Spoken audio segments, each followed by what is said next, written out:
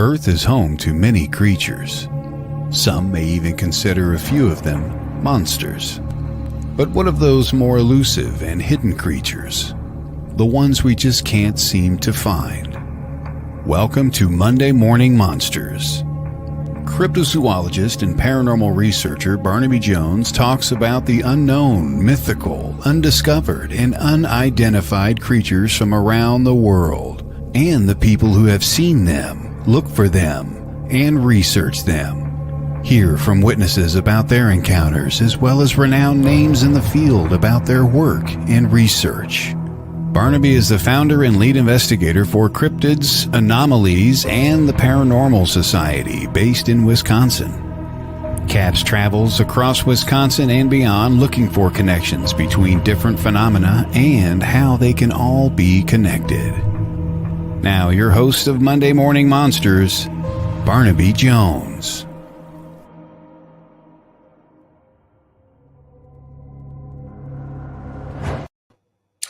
Good morning, monsters, and a happy new year to all of you. Today's show is not live, just so that you are all aware. We are recording this over the holidays because I got the opportunity to bring on a guest that has a very busy work schedule, and just so happens that we were both able to make this work. Before we get to him, I want to tell you a little bit about some stuff coming up. This Friday, our newest episode of On the Trail of Undiscovered Beasts airs on Paraflix. If you haven't checked that out yet, go to paraflix.com and use promo code CAPS10 to get 10% off your first 3 months of subscription to Paraflix. It is $3.99 a month and about $30 a year, and you get all the shows on there. Coming up next, we are going to be in Ohio at the first ever Frogman Festival coming up here in March. That is our next event. And then right after that, we are going down to South Carolina to the haunting at the, I think it's Hagood Mill, Hagood Mill historical site. There will be paranormal investigating there and all kinds of fun stuff. So if you guys get a chance, if you're in the South Carolina area, come on down and check it out. A lot of cool guests. I will be speaking along with Jeremy Leonard, Katie Strafford, and all kinds of other people are going to be there. So if you're in the area, come on down and check it out. All right, guys, that brings us to our guest.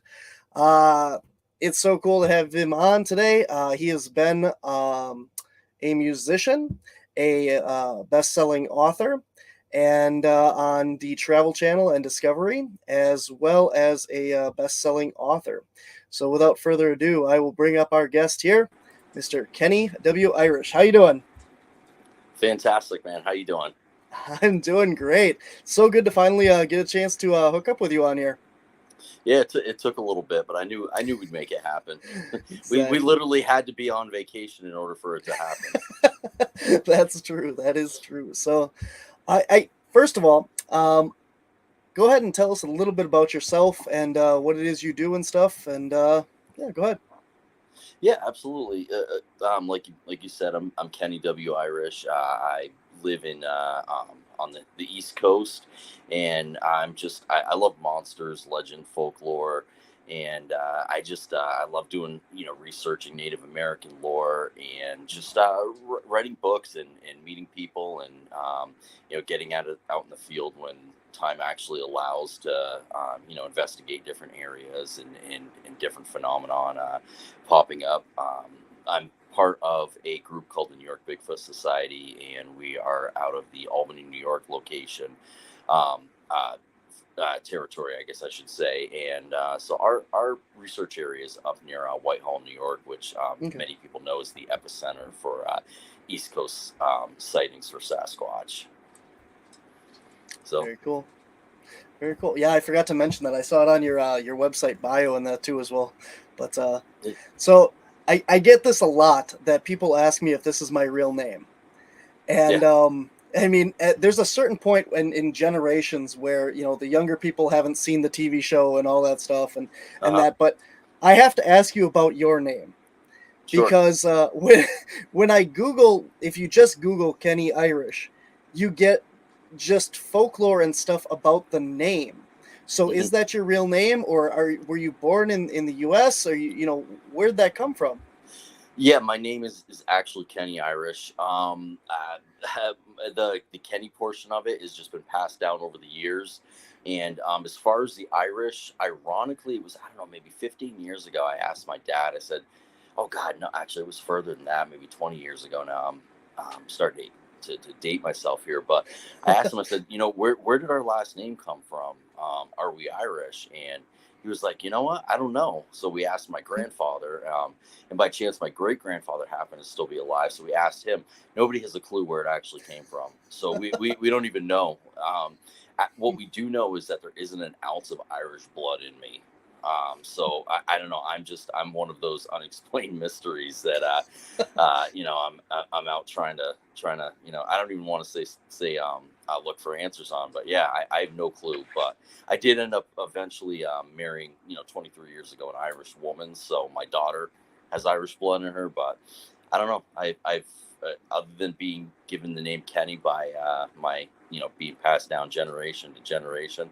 I don't know. Maybe somebody came over on a boat or something at one point and just said the last name Irish and ran with it. But other than that, I have no clue. But yeah, that's my real name. Very cool. It's a very unique name. I mean, even the spelling of Kenny you don't see very often. Oh, the N-N-E-Y. Yeah. My Yeah. parents kind of screwed me on that, to be honest with you, because now everybody spells it wrong. And but yeah, it's weird too, because I never thought about it, but for years and years and years, people would say your name's Kenny Irish. So like, that's a real cool name. And I'm like, what are you talking about? It's just my name. But I get like compliments on it all the time too, and I'm just like, it's weird. I don't know. It's just weird. Well, at least there's other Kennys out there. I mean, how many Yeah. Barnabys do you know? I don't know of any. It. Yeah. So I've never actually heard the answer to you being asked. Oh, yeah. So my mom, my dad wanted to name me one thing, my mom wanted to name me another, and they just settled on the name of the TV show, Oh, pretty okay, much. all right. Yeah. So So it's so I'm legit. I'm named after the yeah. That is my real name. Yep, it's on my birth certificate and everything, and yeah, I'm named after the TV show. So Very cool, because people aren't going to forget that, and that's yeah. but that can be a curse, I guess, at the same Mhm. time. So depending on who you upset. Try and apply for a loan or go to the bank or a job or something, and people always ask you, "Is that your real name?" And then they just throw your applications away. Yeah, Yeah. yeah, I can imagine. I can imagine that definitely would have some challenges connected to it. Oh yeah, yeah. All right, man. So, well, let's get into this. So, you are a best-selling author, and you have written at least two books here that we can talk about here. You have Sure. ah, a fictional story as well, correct? Yeah, I've got two of them. I've got one called Stanley Riker and the Bigfoot Runaround, and then Alexandra and the Moonlight Caver. Those are both young readers' chapter books for ages. Every time I bring it up, I say between like 5 and 10, and sometimes 6 and 10. But it's about three third graders two boys and a girl that just have the third grade imagination and are constantly out trying to run around and try to solve problems around whatever's going on in their lives. And so it's just a lot of fun to write. In reality, I tell people, when it comes to young readers chapter books, that's what I'm actually more passionate about, because I've got the mind of a third grader, and I can kind of just like warp back into that time when I'm writing. So I'm working on another one right now, which I'm pretty excited about. But yeah, it's a lot of fun. They do well. They definitely do well when we're at like festivals and stuff, selling the books. A lot of people are coming up. Oh my God, this is great. I've got grandchildren. I've got children, and I'm not really seeing a whole lot out there, revolving around any type of fun type of spooky subject, if you will, but yet something that people at the age that we're at are actually out pursuing as well. Very cool. Very cool. And you have at least two books on cryptids, and your first one was like all the North American cryptids, correct?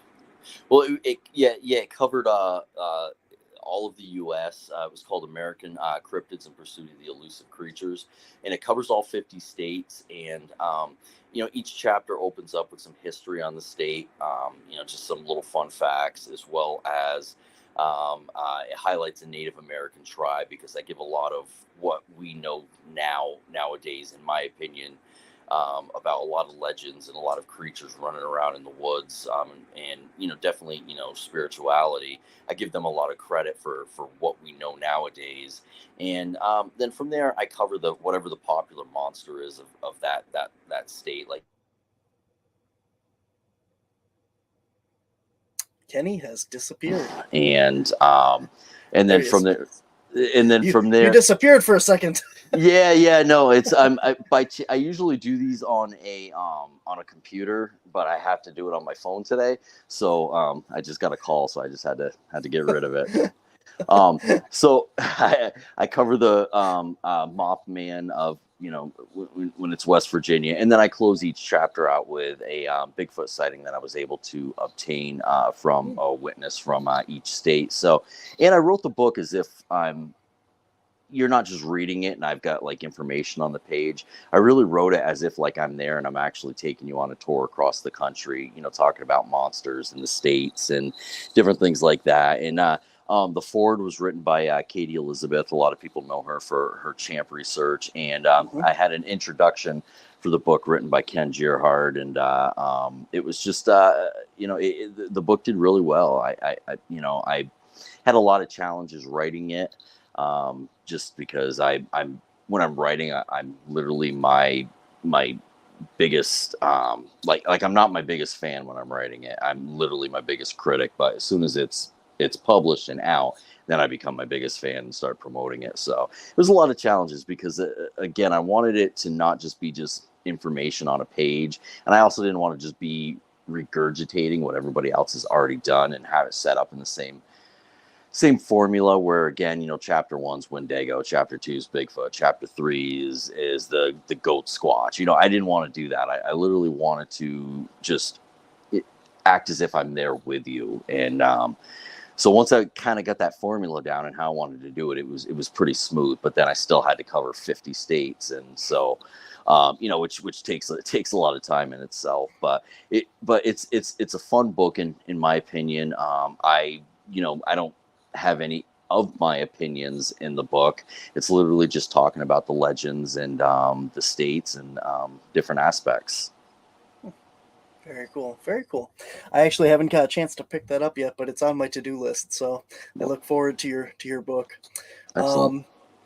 So when I have to ask, the Hawaii chapter of this book, you said that every book has a Bigfoot sighting for that state.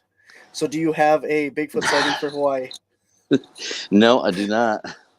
I do not. So it literally was. I was able to talk about Hawaii. I was able to talk about some people that lived on there, and pretty much talked about whatever they're different. Like they've got legends of little men running around, and so I was able to still capture the I guess the wonder of fantasy and the unexplained of it, and still be able to have it in the book and still it'd be a fun chapter, because that again, like I keep saying, I didn't want to just have pictures or words on a page. I wanted it to be fun as well. Very cool. I had to ask because, obviously we all know that, Bigfoot's been sighted in every state, and you said you had a report. So I was really curious if you actually found one. Good catch on that. Because to be honest with you, no one's actually ever mentioned that. I think maybe one other time. So usually when I'm talking about it, I forget to mention that. But it's a good catch. Good catch. Thank you. So obviously everybody's heard of like the basic ones. You talked about Mothman, Bigfoot and stuff like that. But what are some other weird creatures or ones that are less likely known from the U.S. that you came across? I'd say probably, and I'm trying to remember which state I associated them with. It was the albino people. They're said to live in the woods, in the backwoods, and that's why a lot of people disappear in the backwoods. They're also cannibals. There was also the what are they called? The hags.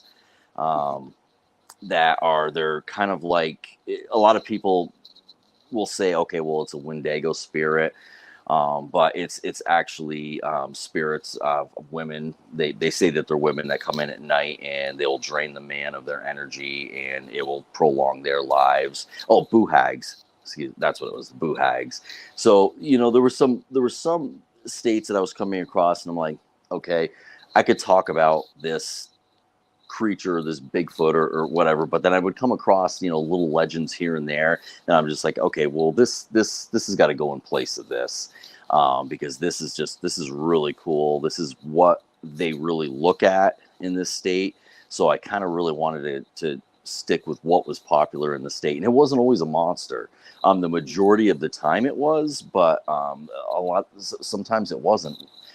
My recent kind of, not really switching gears here, but I am switching gears.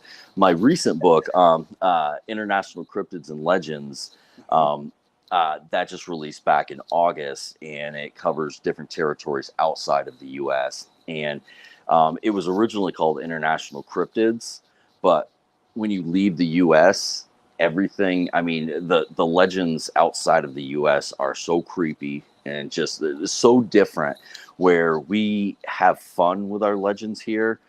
You leave the U.S., there's places where they have fun with their legends, but the majority of the people actually are completely scared of the legends.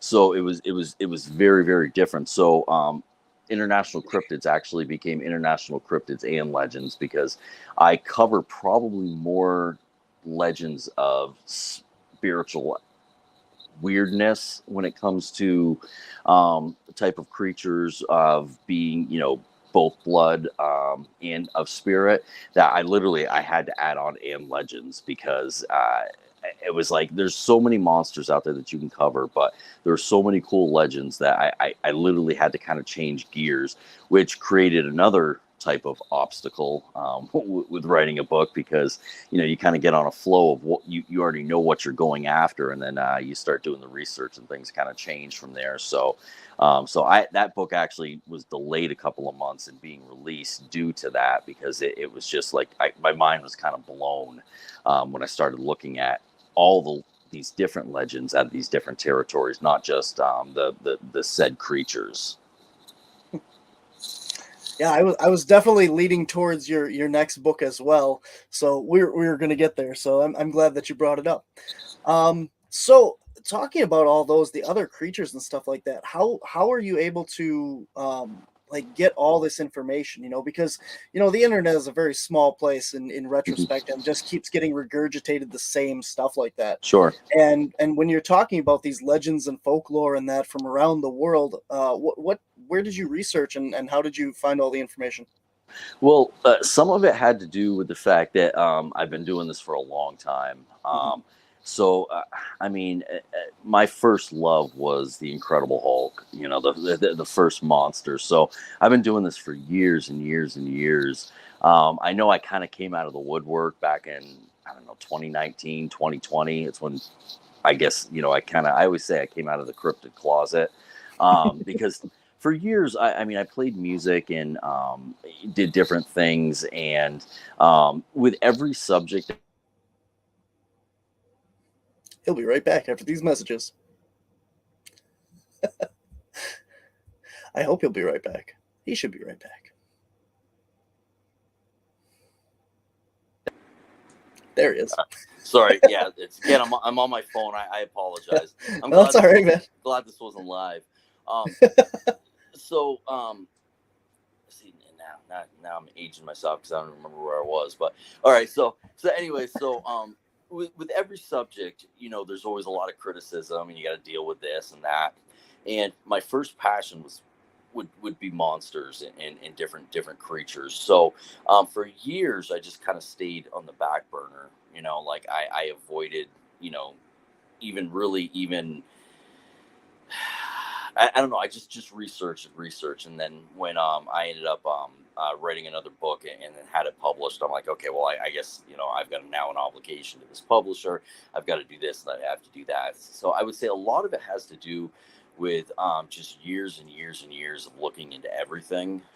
And then as far as the international book, that was a lot of talking to a lot of people on their experiences from what they had heard when they were out of the States, as well as it was a lot of internet search. It was a lot of diving in deep, even at times actually going into libraries and pulling out books, which is kind of far-fetched nowadays, and a lot of people don't do that.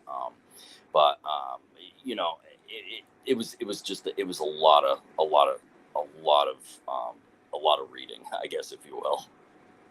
Yeah, I understand definitely, man. Like when we do a lot of library research and stuff for historical things that we do, for our hauntings and our paranormal side of what we do. And when you walk into a library these days, I mean, for people that don't even realize they still exist, for one, Yeah. and two, there's such a more narrow aspect to the libraries where they only have like the most popular books and like the new stuff, and it's hard to even find the historical references and let alone like the international work and stuff like that. So very good. It's tough. It can definitely be really tough trying to find what you're looking for. And sometimes there were times where I didn't find what I was looking for, but that led me to something else, which I was just like, okay, all right, well, there's more information on this based off of this. And so yeah, it's definitely it's a lot of work, and it's a lot of going in circles, but it's when it's part of who you are, and it's one of your passions. You tend to fight those battles. So you're obviously in your North American one, we covered the most of the United States, all 50 states and stuff. So where do you go in the international one? What countries and stuff? We checked out Russia. We went into Malaysia. So some of it, were territories that we went into, depending on some of the legends and lore. But I opened up the book with Russia, and the first chapter is, or the first segment of it has to do with my God, my mind is blowing up today. I can't remember anything today. The 9 hikers that went out and Clove Pass. Yes, something like yes, that. yes. And they went out, and everybody that's looked into it knows the story that there's all these different reasons of what they believe actually happened to the hikers, from an avalanche to aliens to radiation to even what they say to be a Sasquatch that lives in the area by the name of Menk. Some people even blame the Mansi tribes people that live in the area, saying that they were the ones that did it. But I cover that. So I cover, obviously, Krampus. You have to cover Krampus. You can't not talk about Krampus. But Baba Yaga. Oh my God. Baba Yaga. Baba Yaga. There you go. My God. I even wrote a book with it in it, and I'm dying today. Writing is easier than talking. Well, part of it, I think my brain's fried. Again, I'm supposed to be, off and on vacation, and I think I've done more today than I would if I was actually in the office. But so that was kind of, Baba Yaga was actually one of the first legends that I put in the book, based off of saying, okay, something that's not talked about as a monster. I was like, okay, I gotta put her in this book, because she is just, she's just wicked. She's just vile. And so I jumped on that and I put her in there. And again, that's when it kind of, the the whole formula and direction kind of started to change and take me in the opposite direction of just looking at monsters and just pursuing monsters. Because I'd heard of Baba Yaga years ago, but forgot all about her. And when she reared her ugly head again, I was like, all right, she's mine. I'm making her mine for this portion of it. So just did some research on her a little bit deeper, and she became a portion of the book. Did you do any work for the Philippine area? I didn't. Not yet. Okay. And that's the beauty of it is, there's so many territories that I still have to cover. So the next one that I'm looking at doing, I'm looking at just combining and not doing it international or just American, because in the U.S. there's still a lot of creatures and there's still a lot of legends and lore that I didn't cover in American cryptids. So I'm looking at actually combining the two on the third one and seeing how that flows. Where again, the first one is you can kind of make it personal, and that was kind of my goal behind it as well, because anybody who gets American cryptids, what they do is the first thing they do is they go to the state that they live in and see what was written, or the state that they came from or that they grew up in. Internationally, it was a little bit different, because most people have, if they've left the country, they maybe visited maybe one or two places, but they can still find that personal connection if I've covered that certain area that they've been to. But with international cryptids and legends, I did the same thing that I did with American cryptids, where I wrote it again, where each chapter opens up with some history on the territory. But I didn't really cover any type of tribespeople, if you will. They're mentioned in the sections.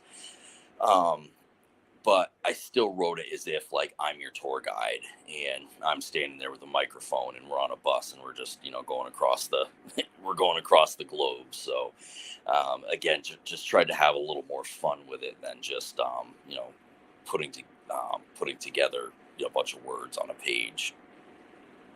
That's very cool. Very cool. Yeah, the reason I brought that up, I know that there's a lot of weird cryptids and stuff over in the Philippines, and I'm familiar with some of those guys, so I was wondering if you looked into that and all. But So, have you noticed? Oh, go ahead. I'm sorry. No, I was just agreeing with you. I was co-signing what you were saying. Awesome. Very cool. All right. Well, I think we're going to go take our break real quick here. And then when we come back, we'll get more into comparing and seeing some stuff that you've worked on as well. Excellent. All right. We'll be right back with more of Kenney Irish.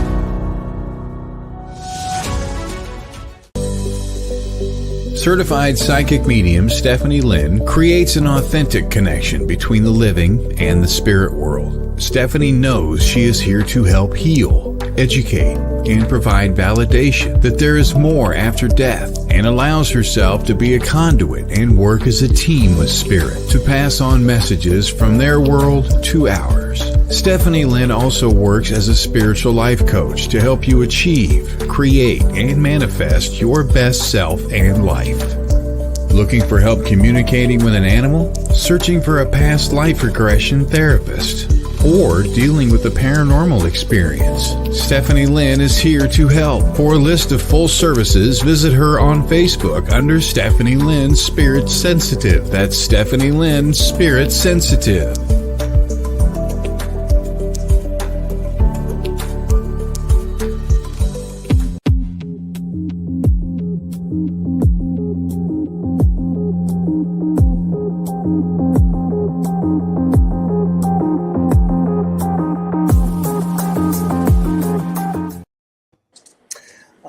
right, guys, we are back here. We are recording this over the holiday break here, and so we are not live at this time, just to let you know.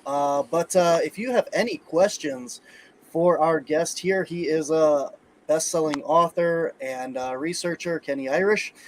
Kenney, how can people reach out to you with any questions for you about your books or any of your work? Yeah, multiple different ways in this beautiful world of social media. First off, you can go to my website, which is off www.kwirish.com. You can hit me up on Facebook through Messenger. You can hit me up on Instagram, Twitter. You can throw on one of my posts, you can ask a question on there. And but I would say, probably Messenger's probably the best way to hit me up. And any questions, definitely feel free to reach out. I get back to everybody, unless it's asking me out on a date or something stupid. So so yeah, so reach out to me. I'd definitely love to hear your questions, comments, and we can strike up a conversation. Definitely. Awesome. Sounds great. And you have your books out. Where can people get a hold of those? There's some you can get through, like American Cryptids, you can get through like, Walmart.com, Target.com. Everybody that's probably watching this is already on Amazon right now. So obviously you can go on Amazon and you can download the electronic version, or you can purchase the hard copy. And I would definitely say Amazon's the best way to go. There's also, barnesandnoble.com. You can go on there and pick up the publications as well if you'd like. Very cool.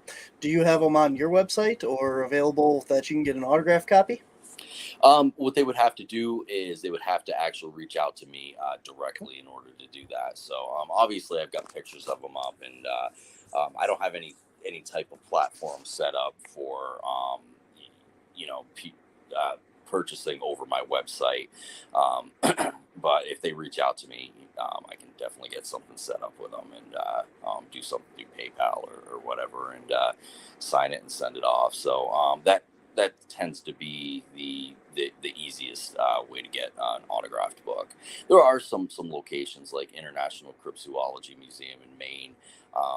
They've got some books there that are autographed. I don't know if the ones that they have there right now, actually, now that I think about it, are autographed, because they may have ordered more. But when I go through the different areas, I'll usually stop in and sign the book, so that way anybody who's visiting can stop in and grab a signed book. But if you definitely need one, or if you've already bought one, there's some people that actually will mail me the book, and I'll sign it.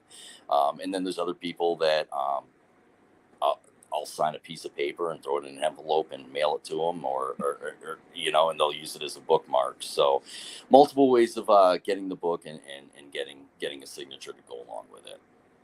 Awesome. I know I like collecting, as you see behind me, I have all my books back here. I like to pick them up when I meet the people and stuff and that. So yeah. I like getting the autographs. So it's always cool to find out, and pass along that information for everybody listening. So sure. I've only got to see you in person once, and that was at CryptidCon last year. Okay. Yeah. It was so busy I didn't get a chance to come over and talk to you though. But yeah, you were right across, or right next to the mountain monster guys, and we were down the other shank of the L there from them. And okay, very cool, very cool. Yeah. Those guys are nuts. And the funny thing is, a lot of people, when they see them on the show, they're like, oh, they're acting this and that. That's who they are. I'm sorry, but that's who they are. I was at another festival with them earlier this year, and I've always sitting right next to them, and that's who they are. So who you see in the show is who those guys really are. They are crazy, but that's what makes them so fun to be around. And so if you got anybody who ever gets an opportunity to meet them, they're also the nicest guys in the world. I mean, some of the most genuine people that I've met at some of these different events that I'm at. Yeah, not this year, but the year before, the one we were both at, they were actually holding the door for all the vendors coming in and out and stuff, and they're nice. Really nice guys. Yeah. Very cool. Very, very, very cool people. Very And cool. I want to throw this out too, because this one of the nicest individuals that I have ever met at one of these events is Renee from Finding Bigfoot. Hmm. Anybody that gets the opportunity, she is such a beautiful person. Like, we were at Crypticon, and I'm standing there. It was the night before the event for the VIP meet and greet, and we were all hanging out and everything. And she comes over to me and she's like, "Hi, I'm Renee," and shakes my hand. It's like, "You're Renee. Everybody knows you're Renee." But I mean, but that's like the type of person she is. She's just so, like, she's so sweet. I mean, just like the nicest person I had ever met, and I was just kind of blown away by that. I mean, again, everybody's really, really, down to earth, compared to some people, but um I don't know, it was just like Renee walked away, and I was just after, and I was just like, wow. I'm like, that was just she was just so nice. So if anybody ever gets the opportunity, if her line seems too long to wait in it. It's so worth it, because she will give you the time to talk to her, and it's just such a nice lady. Very much, very much. Yep. She asked me a lot of questions about like research here up in Wisconsin and Bigfoot up here, and then she asked for my card, which I Yeah, thought was really cool. Instead of saying, yeah, like everyone always like forces your card on you or something. She's like, "Do you have a card?" And I'm like, "Yeah, yeah." She came by our stand too and looked at all of our merchandise and stuff that we carry in that. And, yeah, very nice, very nice. She yeah, will be yeah. at the um, Salt Forks, Ohio convention this year, I believe, and Excellent. we'll be able to see her again. And I think that's the only event that my group and stuff will be at with her. But yeah, Very she's cool. doing a lot more stuff now, so Awesome. awesome. Awesome. Yeah. So, but back to you, man. Yeah. It's awesome. Like I totally agree. I love getting props and stuff to other people and that, and where things are doing that, and like Cliff Barrickman always says, Yeah. Bigfooting is the one thing where the people that you see on TV and your idols can become your friends. Yeah. Like everyone is just so down to earth because they're interested in sharing the information and more interested in the topic than egos for the most part. And I think Mhm. that's very cool. Yeah, Cliff is is awesome. He's just, he's another one of those guys where, you send him a message, he gets back to you. Hmm. He doesn't just blow you off. Very, very, very good individual, a very, very kind heart, and I've talked to him a couple times, and it's just these people actually leave a lasting impression on you when you leave, Hmm. which I think's important, especially in this day and age of social media, where sometimes if you don't get to meet an individual, you have to go on what people might be saying, type of Hmm. thing. And and I don't really listen to anybody. I make my own judgments based off, if I've never met anybody, I don't have any other than what they do. I just want to make sure, if I ever say anything about anybody, it's because I've actually met them. Hmm. Very cool. So let's get back to you. So, Yeah. um, so what have you done as far as like I know like I've listened to some of your other interviews and stuff, and a lot of the research that you've done for your books and that is just that is like research. Where else have you gone and investigated? You talked about going up to New York and working in the Whitehall and stuff area. Have you done any investigating of anything else? No, I primarily, for the most part, when you're talking boots on the ground, just in New York. I'm originally from Vermont, so I have done a little bit out in Vermont, but the majority, the group that I'm with, called the New York Bigfoot Society, we primarily just stay in New York. Well, I shouldn't say primarily. We do. We only research in New York, and we make New York the focus. New York's a large state, so it's when we're getting multiple accounts, we can't go out and cover them all. So we actually opened up a program called the New York Bigfoot Ambassador Program, where we've got excuse me, we've got different people in different states that, if out in Western New York, somebody reaches out to us and says, "Hey, can you come check this out? We've got somebody out there that we know and trust, that we can send out there to look into it, who are part of the New York Bigfoot Society, as well as we do have there's other groups that we know that where we trust the people to send them out. But we primarily stay in our certain territory and really try to focus on New York and try to not just put a little bit into here and there, but try to put kind of our all into one area. And there's so much territory too with the Adirondacks. I mean, you're talking Mhm. over like 6 million acres, so it's there's a lot of territory to cover. And so yeah, I mean, we pretty much stick with our name of New York Bigfoot Society. Just stick around in New York and do boots on the ground. And but again, the beautiful part for us is our research area is the epicenter on the East Coast. So, Mm. yay us, we win. Very cool. So what have you experienced out there so far? Have you heard any calls? Have you seen one yet? What have you found? Sure. I have never laid eyes on anything. I call myself the guy who's always late to the party. I'm always there 10 minutes late after somebody saw something. So I've just had a lot of weird experiences where, I've heard a lot of unusual noises, unusual screams, if you will. The the gentleman that is the leader of the group that I'm with, his background is in animal behavior as well as he's a scientist. Kenny Irish will be right back after these messages.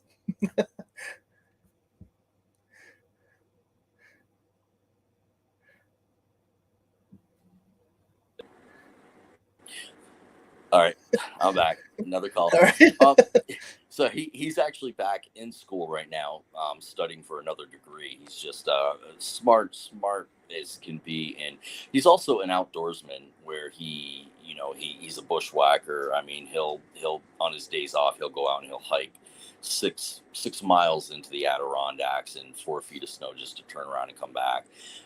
So he's the head of the group. So there's been stuff that I've heard and I didn't know what it was, and he was actually able to explain it. So joining this group, part of it was the fact that I wanted to make sure that whoever was leading the group was a hell of a lot smarter than I was. So that way, they were able to say, okay, what was real, what wasn't real. But we've definitely come across a lot of strange situations that have occurred when we've been out. A lot of people talk about, when it comes to Bigfoot, like tree knocks, it's a form of communication. We've experimented with it a little bit. We've started using rocks, thinking because when you hit a tree, what's it sound like? It depends on the type of stick you're hitting it with or whatever it is. So, but yet, a lot of people talk about a sharp, distinct knocking sound. So when you use rocks large enough to throw at it in the distance, it actually makes that kind of like snap noise. So that was one of the things that we came across. But we had one night where the leader of our group, Gary, ended up throwing some rocks at a tree. Me and another individual with the group were probably 500 yards away, if not a little bit further. And we could hear it in the distance. And about 45 seconds later, we heard a knock back, and it was clear as day. We put digital recorders up in the woods when we were researching, and by chance we actually were able to catch it, which was fantastic because 9 times out of 10 you hear it. If you've got recorders, you go back, you hear nothing. This actually was picked up, and so we can't explain it. We don't know what it was. We're not saying it was Sasquatch, Bigfoot related, but it falls along that line. We've come across in our research area footprints that after looking at different ones and saying, no, this isn't this isn't that, being able to realize, okay, well, what we're looking at right now, we can't say is a double bear step, or whatever. But yeah, we've had some really weird experiences. We ended up doing call blasting one night with a Native American drumming and chanting. We brought a speaker out there and waited for it to get dark because in a lot of the research that I do, a lot of the Native American folks talked about living in harmony with Bigfoot and Sasquatch. So we're like, okay, well, we don't necessarily know exactly what's being fully said in the chanting, but we said, what the heck, we'll give it a shot. So we went out there with a laptop and a speaker and waited for it to get dark, just because we wanted it to be cool too at the same time. So there's nothing cooler than being out in the middle of the woods, in the middle of nowhere, and being, I don't know, 500-600 yards away from that speaker and hearing that chanting and that drumming going on in the distance. It was probably one of the coolest experiences. But we figured, hey, if it's been passed down, with Sasquatch from generation to generation with the Native American folks, maybe something would show up. Maybe something would be drawn to it, or at least drawn to it in a sense of entertainment. Coming in to see what was going on. After we stopped playing the music and the chanting, we could hear something moving around in the distance. We couldn't see anything. I really couldn't hear it. I played in bands for years, so the tone. There's certain things I just can't hear. So the other individuals that I was with, they could hear it, and Gary was saying, it does sound like it was bipedal, that it was walking straight up, but of course we didn't see anything, so we don't know exactly what it was. As we were leaving, we were walking away, I looked back, and right where we were playing the music, there was like this little light, and a lot of people talk about seeing these little lights in the woods. And this is an area that we research all the time, so we know there was no swamp gases, there wasn't anything like that. We of course, first thing you're thinking, okay, there's a hiker out there, so so we watched, and the light was just kind of staying there. So we just kept watching and watching and watching. And so, some people are saying, okay, well, maybe, by doing what you did, something was starting to manifest itself out there. All I know is that I'm not big into anything ghost and spirit related. I kind of run from that stuff. So, I just wanted to get the hell out of there. And, but we kept watching, and, it would kind of get brighter and then kind of go, more dim. And it was still there when we left. We weren't able to catch up to where it actually was. Very next day, Gary went back with his fiance and went and grabbed some of the trail cams that we had left, that we'd left up overnight. And as he was walking with it, it suddenly just started taking pictures. So he's thinking, okay, well, the button's stuck or something, trying to go through everything that's logical. And he just kept taking pictures. So he said, all right, well, the heck with it. So he takes the batteries out of it. And even, a camera can take a picture even after the batteries are out of it, because there still is a bit of a charge in it. But it's only for like a second or so that it'll continue to do it, and then it's done. I mean, it went on for like 10 seconds after, almost up to 15 seconds. And then the batteries were just completely drained. It just completely drained.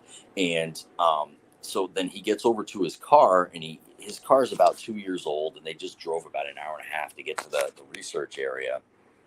And he gets in the car, and car won't start.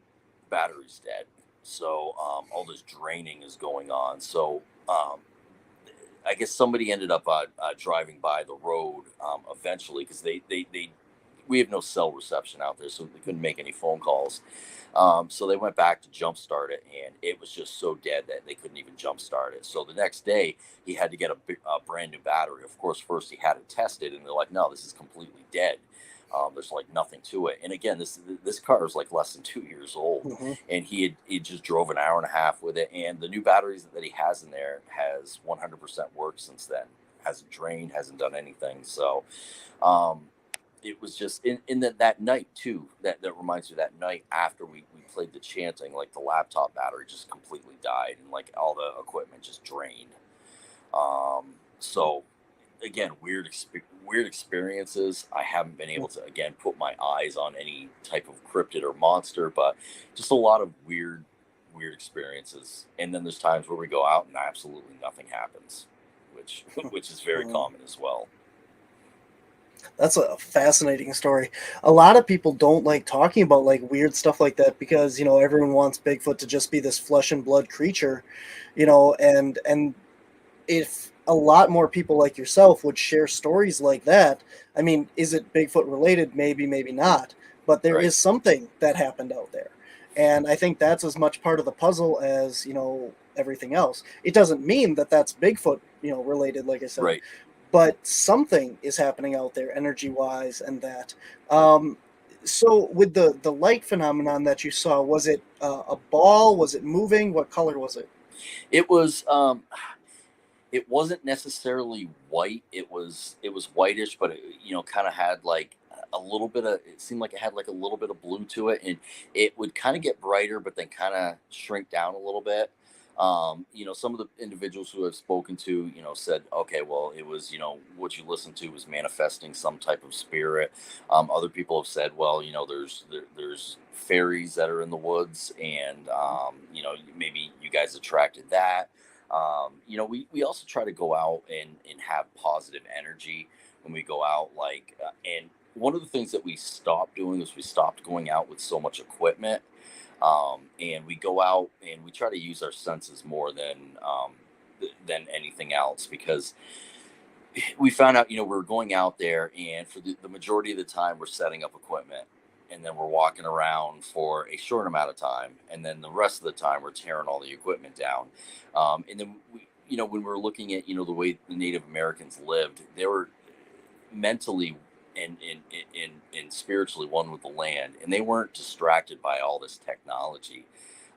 So we started asking ourselves, well, how many things are we actually missing because we're so focused on what we're setting up and trying to catch something, than actually see something. So we actually cut back on a lot of what we put up and what we do, and we try to go out there and just be part of it.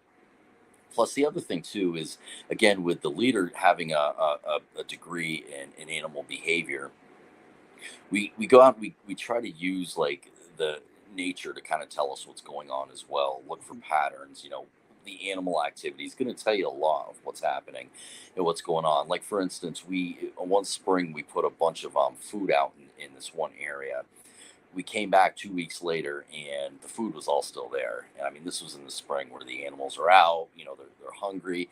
Absolutely nothing was touched. Nothing. We didn't catch anything on any of our cameras. Usually you'll see deer, you'll see all kinds of different things. You'll see squirrels, what have you. Absolutely nothing for those 2 weeks. Came back 2 weeks again later, and everything was gone. All the food was gone. There were animals on the cameras. So we're not saying it's Bigfoot related, but we were trying to look for patterns to see, okay, if the animals aren't coming out and doing what they would normally be doing, what is going on in the area that's actually keeping them in hiding? So could it have been a bear? Could it have been some type of, alpha predator? Sure, absolutely. Again, doesn't necessarily mean it's Bigfoot, but we try to look for these patterns to say, okay, well, if this is happening, every month around this time, maybe there's something that's migrating through, and this would be a good time for us to actually be out there and see what's going on and see what's happening, and kind of learning from our surroundings, because again, a lot of Native Americans, well, they didn't back then. They didn't have any technology, and they used the land, they used the animals, they used a lot of different things that we don't use nowadays because we have this technology. So we kind of sometimes feel like, well, we're smarter and we're going to do better. And I think in reality, I think it kind of sometimes works against us because we're so focused on sitting out there in the woods, hey, I want to see something, but yet looking at our phone. So That's very true. Very true. Um, when you're talking about I lost my train of thought now. I have that the effect. um, have you noticed any kind of patterns, like you said, with the migration or the area that they're living in? Have you noticed that they tend to move in a certain area? Do they move out of an area? Have you noticed any kind of stuff like that? Yeah, I would say that usually around the spring, we get a decent amount of people reaching out saying that they're seeing what they believe to be some type of bipedal creature walking through the woods, hikers, different people.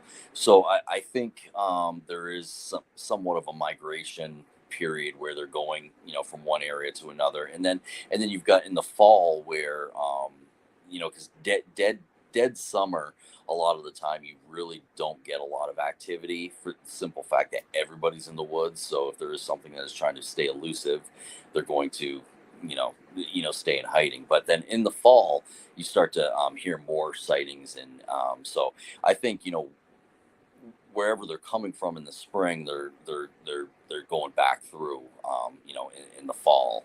So we try to kind of target the areas at that point in time, and try to be out there. And then there's other times where we're in the middle of the summer. We'll just go out and just be out in the woods. But me, not as much. I'm unfortunately I'm not able to get out as much as I'd like to. But Gary, even on his days off, I mean, he's out there just because, again, he's a woods guy. That's what he does. And he's also one of those guys where, let's say you or me are out in the woods and we get lost, and it's snowing out. They send Gary out to find you. So so that was like I said earlier, that was one of the, in joining this group, one of the reasons why, because I wanted to make sure whoever was leading it up was way smarter than me, and I know my survival skills in the woods are not up to par, and I wanted to make sure that whoever I was going out with, I just told him, I said, look, I said, you may have to carry me out one day. So I just so. Very cool. So you said that you had ambassadors as well for the Bigfoot Society, the New York Bigfoot Society. Where can people find out more information about them and possibly join and send reports to? Sure. Yeah, they can go to the New York Bigfoot Society. You can find us on Facebook. We've got a page up there. And we do have a website, which I think is Tri-City New York Paranormal Society, or God, I haven't been on the website in so long. But I would definitely say just, look up New York Bigfoot Society on Facebook and hit us up on there. That's where 9 times out of 10 we get, all our messages and communication. And Gary, I rarely answer any messages on there. Gary usually takes care of all that. But if you do, want to talk to me or whatever, definitely put that in the message. But other than that, I mean, Gary's definitely the man, and he can answer any questions anybody has. And that's where a lot of people send us pictures and send us recordings that they've gotten to have us look at and just kind of dissect. And so yeah, absolutely, reach out to us on there and we can give you more information, and we can go from there. Very cool. Very cool. Well, Kenney, I appreciate your time and all your hard work, and I look forward to checking out your books when I get a chance. And remind everybody, where can we find your books? Where can we find you if they want to send you questions?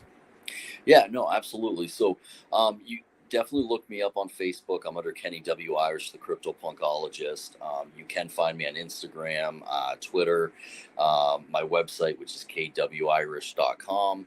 And as far as the books, you can just jump right on Amazon. Just look my name up, look the titles of the books up, and you can buy one, you can buy all four. And you can also go to Target.com, Walmart.com, BarnesandNoble.com, and there's some depending on where you live, there's some places where you can get them as well. At retail, like again, the International Cryptozoology Museum in Maine, Cliff Brackman's Bigfoot Museum. So you can get them anywhere, but obviously Amazon's the quickest way. For 2023, right now, I'm only looking at probably maybe being at 5 events this year. I've only confirmed one of them right now. So it's April 1st in North Carolina. I'll be at the Encounter Quest with Ron Moorhead and some other individuals. So they're still putting that all together. And there's about 4 or 5 other ones right now that I'm working on confirming. So, just you can go on my site and find out where I'm going to be, and I'll have books and merchandise and everything at those as well. So, so definitely, if you're in the area at any of these events, definitely come up, and I'd love to talk to you. Definitely. That sounds great, man. I hope to see you out there again soon, and best of luck to all you. And you're already working on your 3rd book? Well, it's actually I've got like any writer has multiple manuscripts going on at one time. So yeah, so I am working on a third book as well as two other publications. So it's I don't know which one's going to come out first, but it's you can look forward to that, and I'll definitely be making announcements when those are done, as well as the publishers will be pushing out the note of them being ready and ready to purchase. Awesome. Very good, man. Well, thank you very much for your time. As we can tell, you are very busy with all your phone calls during the show today, and I hope you're enjoying your day off. Yeah. I am. I am. I enjoy life regardless. So. Very good. All right. Well, thanks for being on the show today. I'm glad that we finally got a chance to do this, and I look forward to seeing you out there, man. Sounds good. Thank you so much for having me. Thank you. All right, guys. Thanks for watching this week's episode. Go check out Kenney Irish and all of his events and books. And until next time, we'll see you out there.